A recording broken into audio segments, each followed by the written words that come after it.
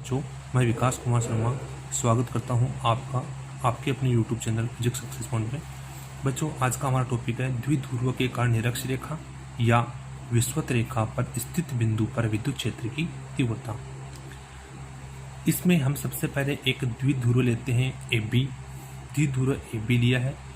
इस द्विध्रुव पर दो चार्ज है, +Q चार्ज और -Q चार्ज, तथा जो ये हमारे पास विद्युत द्विध्रुव AB है, इस पर जो चार्ज है +Q और -Q, इसको बोलते हैं हम अक्षीय रेखा।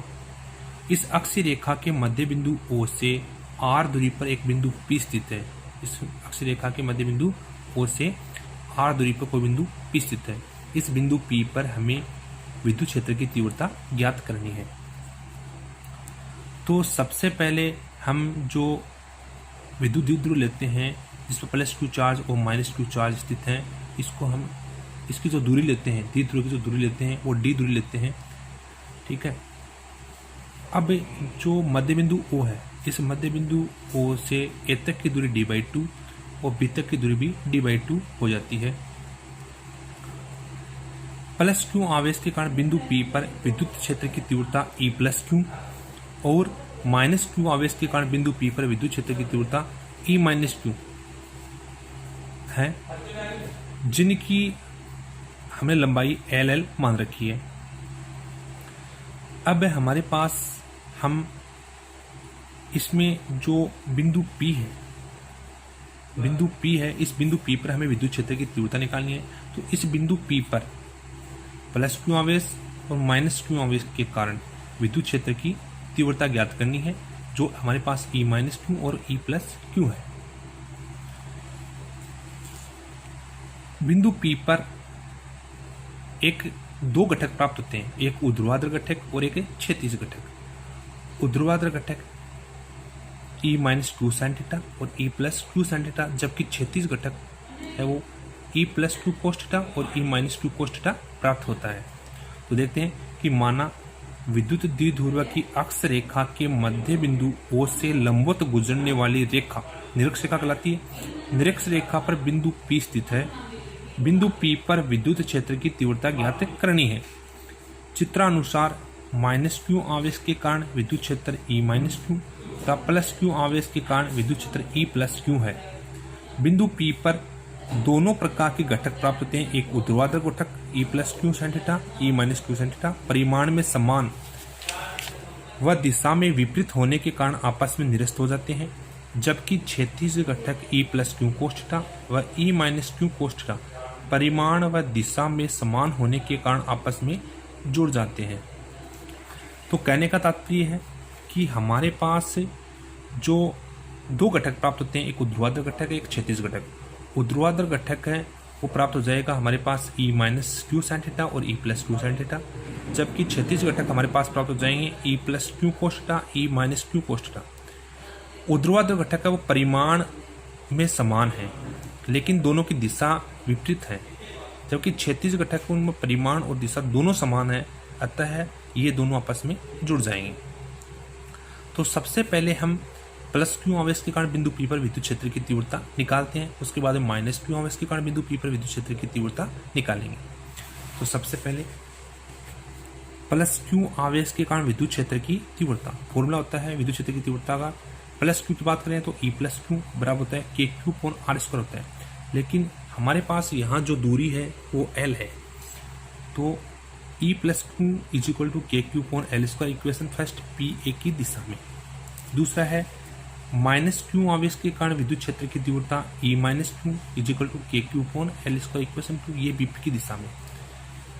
बिंदु P पर परिणामी तीव्रता है वो प्राप्त हो जाएगी E सदिश = E+Q + E-Q, और दोनों जो समीकरण 1 और 2 हैं, दोनों के मान क्या है, समान प्राप्त होते हैं। E+Q और E-Q दोनों के मान क्या है, KQ/L² के बराबर प्राप्त होते हैं।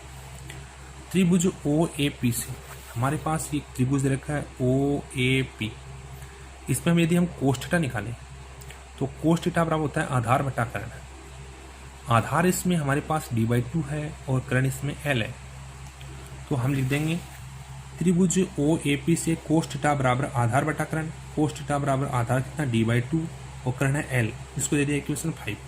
पाइथागोरस में से क्या लिख सकते हैं, इस त्रिभुज OAP है, इसमें पाइथागोरस में से हम लिख सकते हैं कि कर्ण स्क्वायर बराबर लंब स्क्वायर प्लस आधार स्क्वायर। तो लंब स्क्वायर इसमें कितना है R स्क्वायर, और कर्ण स्क्वायर आधार स्क्वायर इसमें कितना है D/2 की होल स्क्वायर। तो कर्ण स्क्वायर L स्क्वायर हमें प्राप्त हो जाएगा R स्क्वायर प्लस D²/4। तो ये R स्क्वायर प्लस D²/4 प्राप्त हो गया, ये L स्क्वायर की वैल्यू आ गई। इसको दे दिया इक्वेशन 6। इसी प्रकार त्रिभुज OBP, ये हमारे पास त्रिभुज है OBP, इसमें भी सेम टू सेम वो कर्ण स्क्वायर है, मतलब L स्क्वायर प्राप्त हो जाएगा R स्क्वायर प्लस D²/4, ये प्राप्त हो जाएगा। अब हम क्षैतिज घटक की बात करते हैं। क्षैतिज घटक हैं, ऊर्ध्वाधर घटक हैं, वो हमारे पास E+Q को sin θ E-Q sin θ रखते हैं, जो क्या है परिमाण और दिशा में समान विपरीत होने के कारण, परिमाण में समान लेकिन दिशा में विपरीत होने के कारण क्या हो जाते हैं, एक दूसरे को निरस्त कर देते हैं। जबकि क्षैतिज घटक है वो E+Q cos θ और E-Q cos θ रखता है, जो कि परिमाण और दिशा दोनों में क्या है समान होने के कारण आपस में जुड़ जाते हैं। तो क्षैतिज घटक है वो दोनों जुड़ गए E-Q plus E+Q into cos θ। ई सदिश बराबर हम लिख दिया E-Q की वैल्यू KQ/R² प्लस D²/4 और E+Q की value KQ/R² plus D²/4 into में cos θ। समीकरण 5 से हम लिख सकते हैं cos θ बराबर हमारे पास था D/2L, D/2L। तो यहाँ पर cos θ बराबर आ गया D/2L की वैल्यू यहाँ से हम निकाल सकते हैं।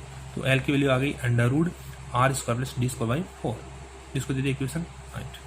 समीकरण 7 में समीकरण 4 व 8 के मान रखने पर समीकरण 4 में हमारे पास दो वैल्यू थी, एक तो थी E+Q और एक E-Q की। E+Q की वैल्यू हमारे पास में थी KQ/L² और KQ/L² था, और समीकरण जो 8 है उसमें हमारे पास वैल्यू दे रखी है। माना के देंगे तो E सदिश इज इक्वल टू E-Q की वैल्यू KQ/R² प्लस D²/4, इसमें क्या रहा है कॉमन आ रहा है, इन दोनों में क्या हो रहा है ये कॉमन आ रहा है। तो यहाँ पर क्या बच गया 1 बच गया, यहाँ पर भी कितना रह गया 1 रह गया। तो 1 + 1 कितना हो गया 2 हो गया, 1 + 1 गुणा में ये हमारे पास है D/2 cos θ की वैल्यू √R² प्लस D²/4, इसको हम लिख सकते हैं R² प्लस D² आते 1/2 लिख सकते हैं। तो हमारे पास जो ई सदिश की वैल्यू है वो प्राप्त हो गई 2KQ। 1 + 1 को जोड़ने पे कितना हो गया 2KQ/R² प्लस D²/4 की घात 1 लिख सकते हैं, गुणा D/2 R² प्लस D²/4 की घात हाफ। 2 से 2 क्या हो गया कैंसिल हो गए, हमारे पास KQD/R² प्लस D²/4, इन दोनों को ऐड करने पे कितना हो गया 3/2। चूँकि P बराबर होता है QD, विद्युत द्विध्रुव आघूर्ण होता है P बराबर QD, तो ये आ गया KP/R² प्लस D²/4 की घात 3। चूँकि R है वो क्या है ग्रेटर देन है D से, इसलिए हम क्या बोल सकते हैं कि D²/4 है वो R² की तुलना में क्या मान सकते हैं नगण्य ले सकते हैं। तो ई सदिश बराबर KP/RQ, यह लिख सकते हैं ई व्युत्क्रमानुपाती RQ। अब हमारे पास विद्युत क्षेत्र जो परिणाम विद्युत क्षेत्र था E और P क्या है समांतर है, परंतु दिशा दोनों की क्या है विपरीत है। अतः निरक्षीय रेखा पर विद्युत क्षेत्र की तीव्रता जाएगी E = का KP/RQ, दिशा क्या है विपरीत है, अतः माइनस का KP/RQ। अतः निरक्षीय रेखा विद्युत क्षेत्र की तीव्रता E = का KP/RQ प्राप्त होती है। बच्चों यदि आपको हमारा ये वीडियो पसंद आए तो वीडियो को लाइक कीजिए, शेयर कीजिए, सब्सक्राइब कीजिए हमारे चैनल को और कमेंट बॉक्स में कमेंट कीजिए। धन्यवाद।